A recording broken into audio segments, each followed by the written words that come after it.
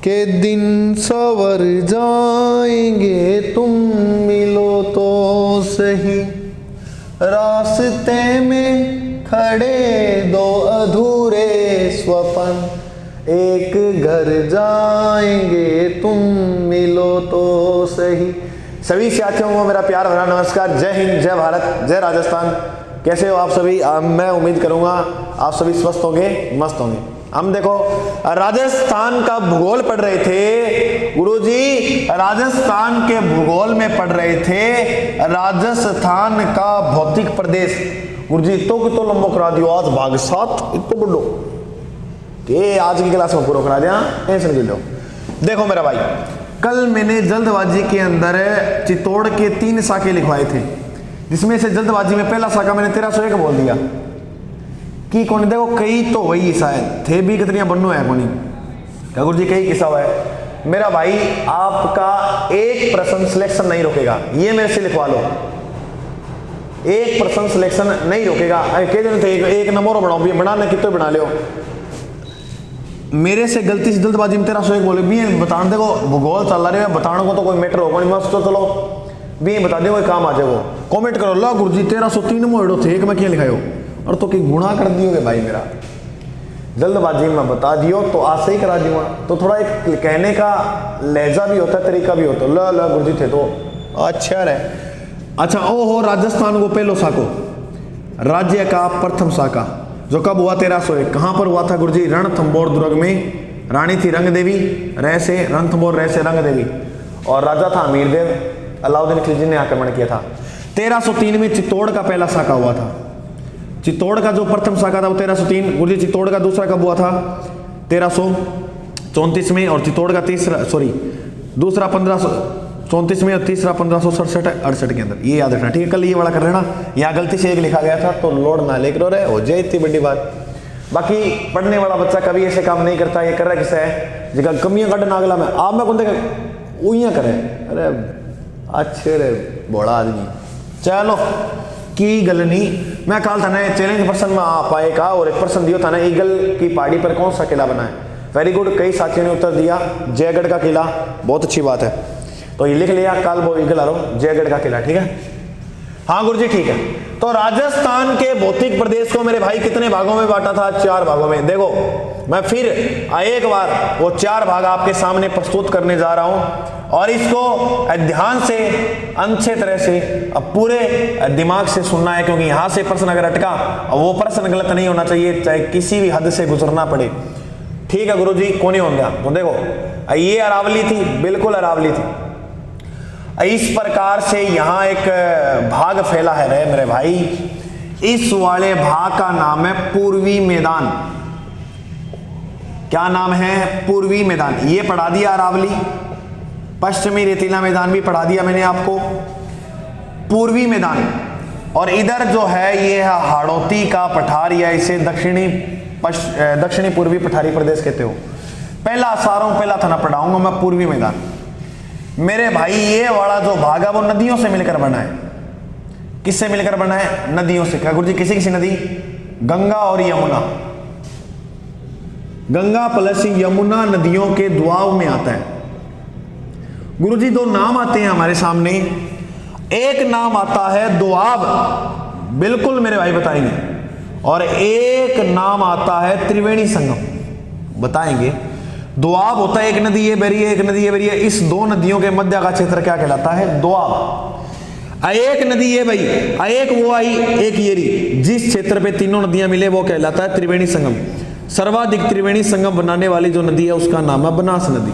कौन सी नदी है? बनास। ओके गुरुजी, याद हो गया। इसको समझना कैसे, एग्जाम में ज्यादा प्रश्न किया अटेम्प्ट करना गुरुजी की साबु समझा। तो देखो पहला मतलब थोड़ी सी बात बता दी कि ये वाला जो मैदान है इसमें जिले आते हैं 10। कितने जिले आते हैं? 10 जिले। देखो कोई लंबी चौड़ी कहानी को नॉर्मल बात है, याद हो जाएगी, ज्यादा लोड लेने वाली बात है देखो, ठीक है गुरुजी? हो जाएगी। गुरुजी ये वाला जो मैदान है पूर्वी मैदान, इसके अंदर 10 जिले आते हैं, बात समझ में आ गई।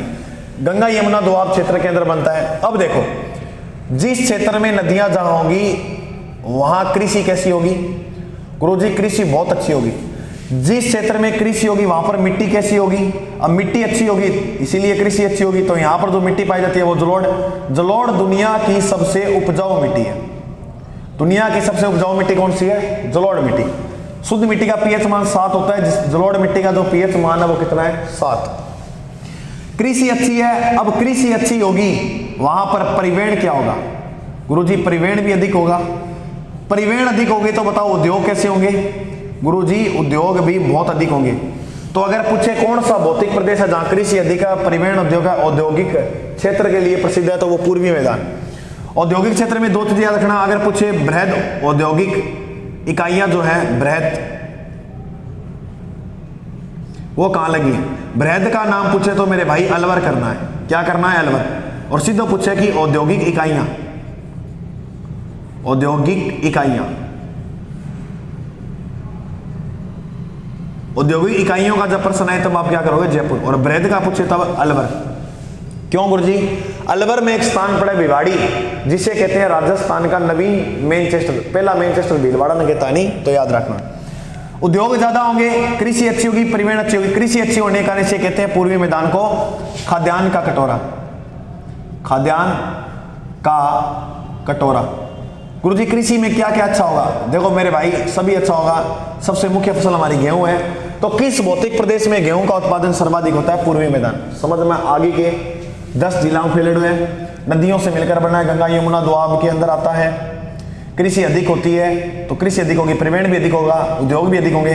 जहां पर काम धंधा ज्यादा मिलेगा वहां की जनसंख्या घनत्व में देखने को फायदा मिलेगा नहीं मिलेगा? बिल्कुल सर। तो यहाँ का जनसंख्या घनत्व अधिक है। तो किस भौतिक प्रदेश का अधिक है? गुरुजी इसका क्या? गुरुजी कैसे? इसके 23% क्षेत्रफल पे 39% जनसंख्या निवास करती है। शुरू में था लिखाई डाय में सारा जज्बा बारी बारी कौन सी जलवायु आदर उपादर ये सारी लिखाई था ने। वो पहली वाली जिसने क्लास नहीं देखी वो ऐसे करना, GK by Ajay sir channel जब सर्च करो ना तब प्ले लिस्ट बनाई है। ये प्ले लिस्ट के अंदर आप देखना मैंने सारा अच्छी तरह से करवाया हुआ। और ये टेलीग्राम चैनल है, जुड़ जाना टेलीग्राम से भी। गुरुजी ये तो हमारे बहुत ही अच्छी तरह से समझ में आ गया। इस पूर्वी मैदान की प्रमुख नहर बताओ हमें कौन सी है? प्रमुख जो नहर है वो 2 है। गुरुजी कौन कौन सी? एक नहर का नाम है भरतपुर नहर और दूसरी नहर का नाम है गुड़गांव नहर। पहली नहर का नाम भरतपुर नहर और दूसरी नहर का नाम क्या है? गुड़गांव नहर। ये यहाँ की क्या है? प्रमुख जो है वो है नहर। गुरुजी आप बात भी माना बढ़िया तरीके समझ में आ गई। प्रमुख अभ्यारण्य बताओ इस क्षेत्र का। प्रमुख जो अभ्यारण्य वो है रणथंबोर। रणथंबोर जो अभ्यारण्य वो यही है। यहीं पर न्याय की छतरी है, यहीं पर कुत्ते की छतरी है। कुत्ते और न्याय की एक जो छतरी बनी है वो कहां पर बनी है? वो रणथंबोर अभ्यारण्य के अंदर, यानी इस किले के अंदर बनी है। तो वही किले के अंदर ही आ जाता ही है। बताओ पूर्वी मैदान था समझ में आयो के कौन है? कट्ठा है तो कट्ठा दिक्कत था ना पूर्वी मैदान में। गुरुजी कट्ठे को नहीं माना बढ़िया तरह समझ में आ गयो। ओके अब देखो एक बात आप पढ़ना कि इस ये नदियों से बनाया है और नदियां को अच्छी तरह से पढ़ते हैं। कर दो साफ कर दो। एक चीज और आती है 8 वर्षा कितनी हो है? 50 से 80 सेंटीमीटर वर्षा जो होती है 50 से 80 सेंटीमीटर। ठीक है हाँ गुरुजी हो जाओ।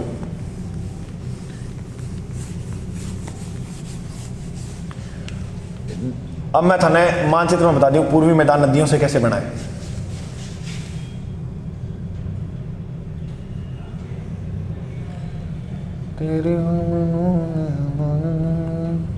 होती लफ्जों की धोखेबाजी तुम साथ हो। ओ बनेंगे अपना राजस्थान। ये रहा ठीक है गुरुजी। एक नदी यहां से निकल के गई, इस नदी का नाम था बाणगंगा। एक नदी कमनौर की पहाड़ी से निकल के गई, इस नदी का नाम था मेरे भाई बनास नदी। एक नदी यहां से जाती है जिसका नाम है माही। एक नदी यूं जाती है इनको लेती है और इस नदी का नाम है चंबल। कितनी नदियों से मिलकर बना? 4। नंबर 1 बाणगंगा। तो गुरुजी इस मैदान का नाम क्या लेंगे? बाणगंगा बेसिन। यानी पूर्वी जो मैदान है पूर्वी मैदान, इसको आगे और 4 भागों में बांटा गया है। कितने भाग हैं इसके? 4 भाग। गुरुजी किसा किसा है? बाणगंगा बेसिन, इस क्षेत्र के अंदर ये जो पूर्वी मैदान है, सर्वाधिक जो उपजाऊ क्षेत्र है, सर्वाधिक जो उपजाऊ भूमि है वो बाणगंगा बेसिन के नाम से जानी जाती है। इस बाणगंगा नदी को कहते हैं अर्जुन की गंगा, अर्जुन की गंगा। ओके गुरुजी, याद हो जाएगा। 2 नंबर जो मैदान बनेगा वो बनेगा बनास बेसिन।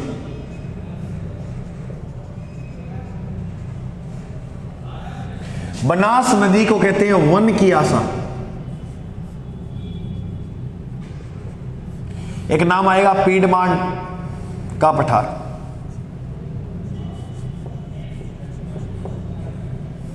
पीडमांड जो क्षेत्र है वो देवगढ़ के अंदर है, और देवगढ़ कहां पर है मेरे भाई? राजसमंद के अंदर। हो जाएगा याद?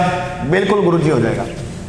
3 नंबर पे जो नदी आएगी वो आएगी चंबल बेसिन।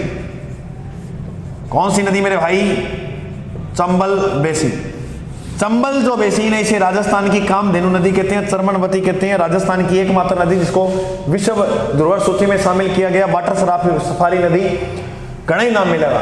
लेकिन मेन याद ये रखनी है कि इसके अंडर में सर्वाधिक क्या आती है? बीहड़ भूमि। बीहड़ भूमि गुरुजी सर्वाधिक कहां बनती है मेरे भाई? सवाई माधोपुर, करौली, धौलपुर, इस क्षेत्र में सर्वाधिक क्या बनती है? बीहड़ भूमि। यहीं का प्रसिद्ध डांग क्षेत्र, डांग जो क्षेत्र है वो किस नदी के मध्य बनता है? चंबल नदी के। बिल्कुल गुरुजी। अब सुनो, डांग जो क्षेत्र है, सर्वाधिक जो डांग क्षेत्र का विस्तार है वो कौन से जिले के अंदर है? ये बात याद रखना, करौली के अंदर है। इसलिए करौली को कहते हैं डांग की रानी। डांग का राजा किसे कहते हैं गुरुजी? डांग का राजा। किसका राजा? डांग का। डांग का राजा मेरे भाई कहा जाता है धौलपुर को, और इसी धौलपुर को कहते हैं रेड डायमंड।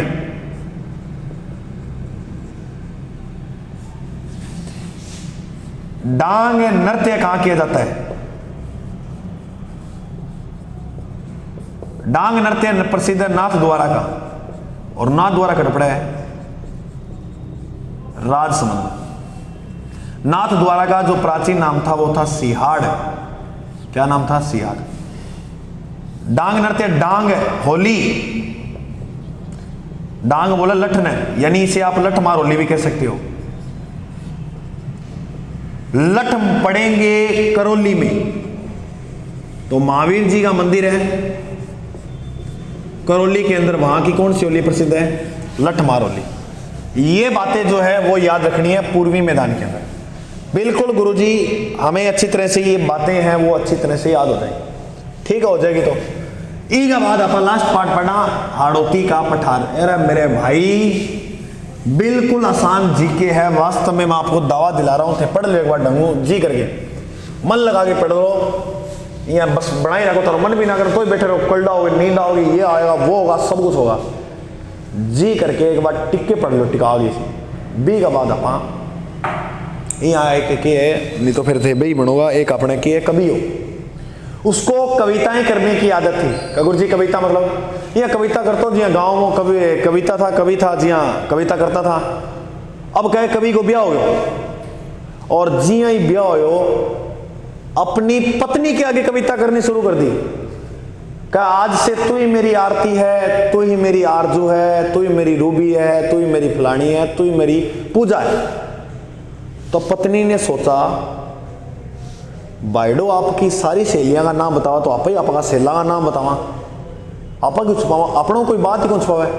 तो मैडम आगू बोली कि आज हूं, तू ही मेरो 15वां है, तू ही 16वां, तू ही कालू है, तू ही राजेश है, तू ही सूसी है, तू ही नरेश है। तो कई बार यहाँ हो जाए गुरु जी, बहुत बार हो जाए, कोई बड़ी चोरी कहानी है कोई।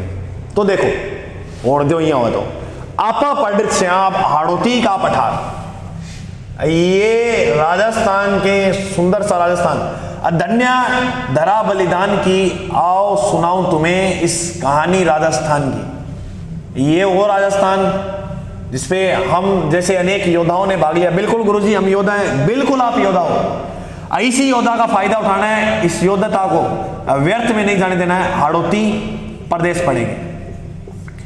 हाड़ौती प्रदेश इस प्रकार से है, ये यहां पर गुरुजी हाड़ौती का जो भाग है इसका कोई अन्य नाम भी है क्या? बिल्कुल इसका नाम है, ये दक्षिण दिशा है, ये पूर्व दिशा है, इसे बोलते हैं दक्षिणी पूर्वी पठारी प्रदेश।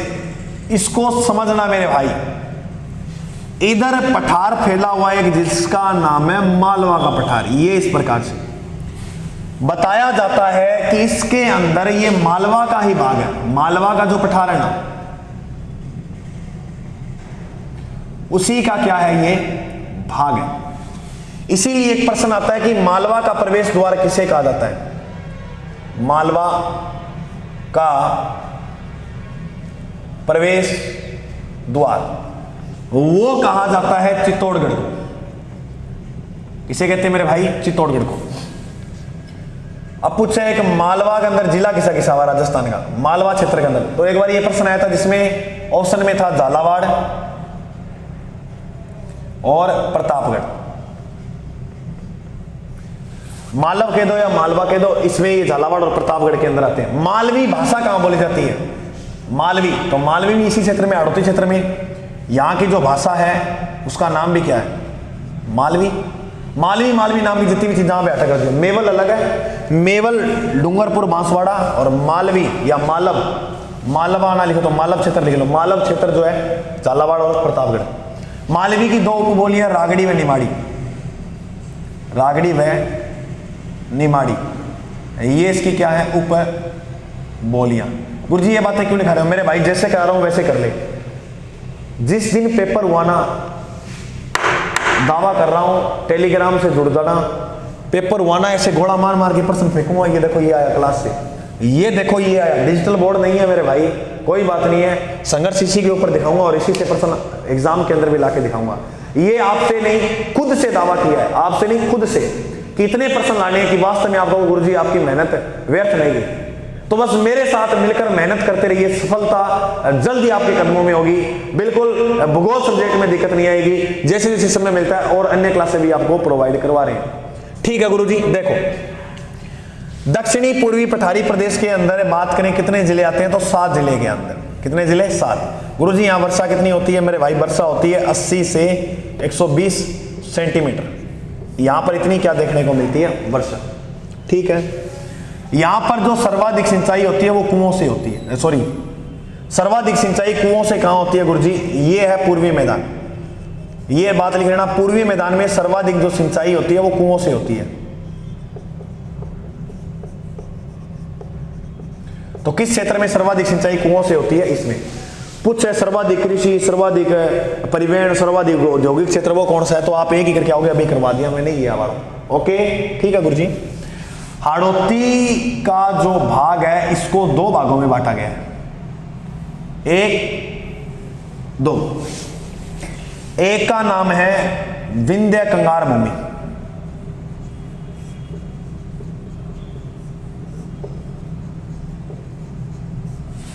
पहले का नाम क्या है? विंध्य कंगार भूमि, और दूसरे का नाम है दक्कन का पठार। पहले का नाम बिल्कुल आसान, विंध्य कंगार भूमि, और दूसरे का नाम क्या? दक्कन का पठार। ये मेरे भाई जो भाग बना है वो बलुआ पत्थरों से मिलकर बना हुआ है, बलुआ पत्थर से। ये जो दोआब के अंदर आता है वो चंबल व बनास नदी के दोआब में बनता है। चंबल व बनास नदी के दोआब में। कौन सा भौतिक प्रदेश? ये वाला।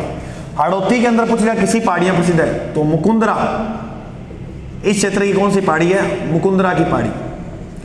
मुकुंदरा की पहाड़ी जो है वो सबसे फेमस यहाँ की है।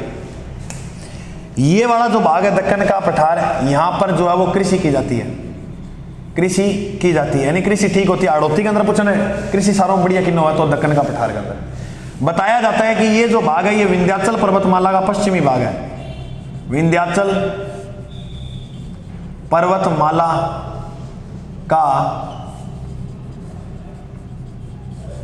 पश्चिमी भाग है। विंध्याचल पर्वतमाला का जो पश्चिमी भाग है वो कौन सा है? दक्कन का पठार। एक प्रश्न आएगा हाड़ौती की सबसे ऊंची चोटी कौन सी है, तो ये याद रखना हाड़ौती की सबसे ऊंची चोटी है चांदखेड़ी। मैं इधर लिख रहा हूं चांदखेड़ी हाड़ौती की सबसे ऊंची चोटी है। 917-20 बतावा है हाड़ौती, 917-20 मीटर है हाड़ौती की सबसे ऊंची चोटी पे काटा चोटी अफत भी आ गई मोटी। तो हाड़ौती की सबसे ऊंची जो चोटी है उसका नाम क्या है, चांदखेड़ी। बस हो गयो। ये मेरे भाई आपका टॉपिक कंप्लीट होता है राजस्थान का भौतिक प्रदेश। और कमेंट के दसो, आप चालूंगा तो करूंगी, कोई दिक्कत बात को नहीं। के में लग गया भौतिक प्रदेश। ये टॉपिक करने के बाद अच्छी तरह से समझने के बाद थाकन कोई किताब पढ़ी होगी घरे भी का पीछे प्रश्न होगा बे करके देखिए और मैंने कमेंट करके बताइए गुरुजी हमारा कितना परसेंट सही होया। कमेंट करो नहीं, कमेंट के हौसलों बहुत मिला है।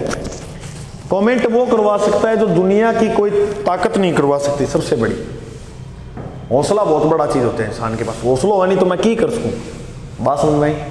गुरुजी बिन नदियां लिखाए तो भी नदियों बने हो अठा याद करो तो कर लियो, बाकी नदियां थाना मैं करवा दियो। इसके अंदर जो नदियां कौन कौन सी हैं, चंबल नदी होगी, काली सिंध होगी, पार्वती नदी होगी। तो ये यहाँ की क्या है, ये नदियां बहती हैं इस क्षेत्र के अंदर। तो ये तो नदियां में पढ़ लेंगे आप, कोई ये तो है कौन, एक टॉपिक के अंदर जियोग्राफी खत्म करनी है। बिल्कुल गुरुजी ये बात आपकी सही है, एक टॉपिक में तो करनी नहीं है। ठीक मेरे भाई, मिला अगला भाग में। हमारे साथ जुड़ने के लिए धन्यवाद। और जल्दी वो समय ज़रूर लाना मेरे भाई जब आप मेरे बराबर खड़े और कहो गुरुजी हमारा सिलेक्शन आज हो गया। बहुत खुशी मिलेगी वास्तव में, उस दिन का इंतजार रहेगा मेरे को। मैं देखता हूँ सबसे पहले कौन मेरा साथी आता है कि गुरुजी आज है मेरा सिलेक्शन हो गया। और फिर मैं एक बात और करूँ, आपसे पढ़वाऊँ भी क्या यहाँ पर, है ना। तो ठीक है, जय हिंद, मिलते हैं अगले भाग में।